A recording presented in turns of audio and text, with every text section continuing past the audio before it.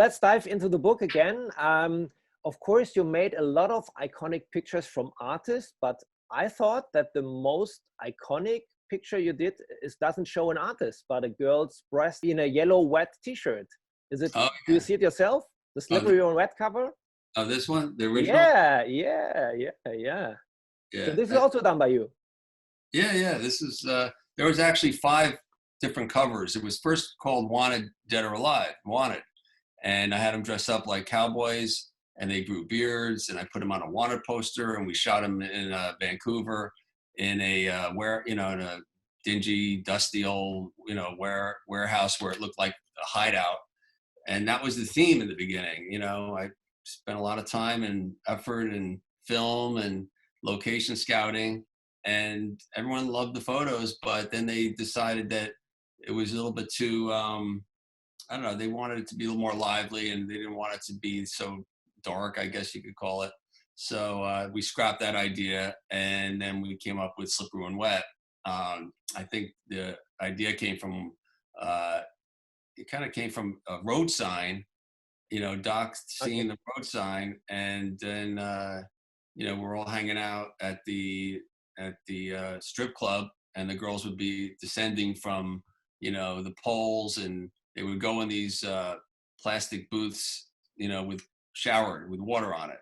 So we kind of put 2 and 2 together and came up with Slippery When Wet. So then when we went back to New Jersey and the band was done recording, they had me do some scouting, and we ended up doing the photo shoot with the cars and by John's apartment down by the beach. And then that day when we were doing the shoot with the band, we didn't know what it was going to be. We didn't know at that time it was just a photo shoot with the concept. We didn't know it was going to be a girl with big breasts with a t-shirt.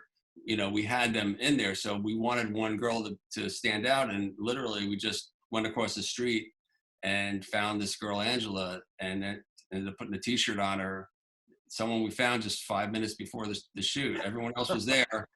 Most of the other girls that were there that we got, like the guys' friends and girlfriends and, friends of friends, there was no one with really large breasts, So we needed to find someone, and we did. Actually, Tico and my assistant, Danny Sanchez, went over across the street and just came back with Angela. What a lucky career. Yeah, and then after we saw the photos, we were like, we so Angela in the middle of the photo where your eyes would just go there. We're like, let that be the cover, So we just shot her by herself against the blue background. I had a plexiglass in the front of it to resemble, the strip thing, whatever. And then we just, had some fun, taking photos of her breasts. Rest is history. Little spray bottle, a little ice, perk things up a little bit. And that was it. That was it. So we thought that was it until the PMRC hearing was kind of going on, which I was there previously with Dee Snider at Sister.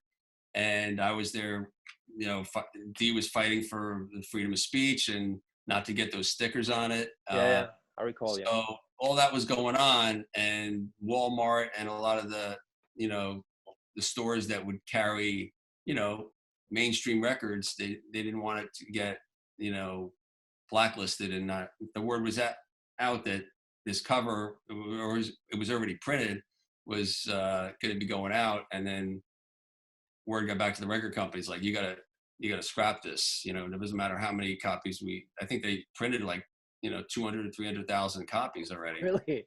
And they just threw them in the garbage. I think it was released in Japan, and we had to come up with another idea really quick, So that's when John just called me up like the day before. It would have been if we didn't do it we didn't come up with an idea that day, then the record would have been on hold, and it had to go out on that day. Just the way the marketing was set up.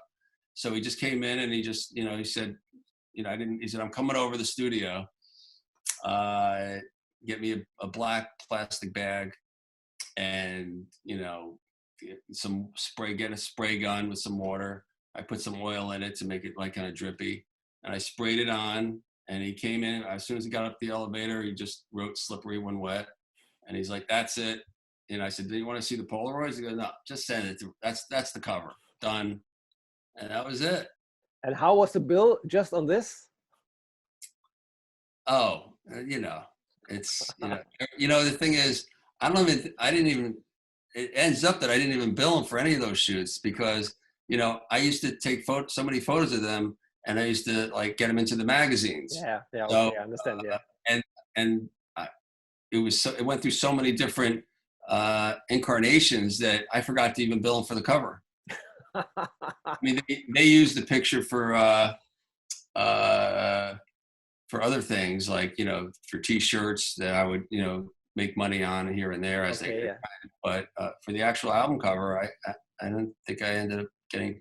I'm gonna have to look into that.